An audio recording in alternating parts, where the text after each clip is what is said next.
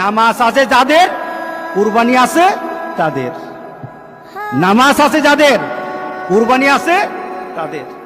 কি বলেন, মিলে কিনা বলেন? নামাজ নাই, কুরবানি নাই। যে ব্যক্তি নামাজ পড়ে না, যেই ব্যক্তি নামাজ পড়ে না, কুরবানি তার কোনো সফলতা আনবে না। কুরবানি তার জন্য সফলতা বয়ে আনবে না। নামাজ নাই, কুরবানি হবে না তার। নামাজ ছাড়া কুরবানি হবে না। এটাই ধারাবাহিকতা। ইন্না আতাইনাকাল কাউসার ফাসাল্লি লিরাব্বিকা ওয়ানহার। নামাজ আগে, কুরবানি পরে। আর আমাদের সমাজে এমন মানুষ আছে নামাজ পড়ে না, কিন্তু লক্ষ লক্ষ টাকা দামের কুরবানি ছাড়ে না। এমন আছে কিনা বলেন? তার মানে কি? সে দিন বুঝে না, সে ইসলাম বুঝে না, সে মুহাম্মদ সাল্লাল্লাহু আলাইহি সাল্লামকে দেওয়া আল্লাহর ঘোষণাও জানে না, ইব্রাহিম আলাইহিস সালামকে দেওয়া সেই কুরবানির নীতি জানে না। এই কুরবানি তার জন্য কোনো সফলতা বয়ে আনবে না।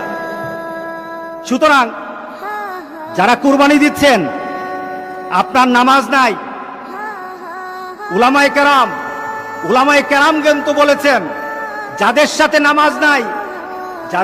নামাজ নাই, নামাজি ব্যক্তি যেন তাদের সাথে কুরবানি না দেয়। কারণ বেনামাজির কুরবানি হবে না। আপনার 7 নাম দিলেন, 6 জন মানুষ নামাজ পড়ে, একটা মানুষ নামাজ পড়ে না, বিপদ কিন্তু হয়ে গেছে। কারণ 6 ব্যক্তির অংশটা কিন্তু আরেকজনের সাথে সংযুক্ত হয়ে আছে। ওই ব্যক্তির বেনামাজি হওয়ার কারণে উলামায়ে কেরামের মতামত, সব উলামায়ে কেরামের মতামত, নামাজ যার থাকে না, কুরবানি তার হয় না। সুতরাং আমরা আজকে সিদ্ধান্ত নেব, ইনশাআল্লাহ নামাজ ছাড়ব না। রাজি আছি সবাই?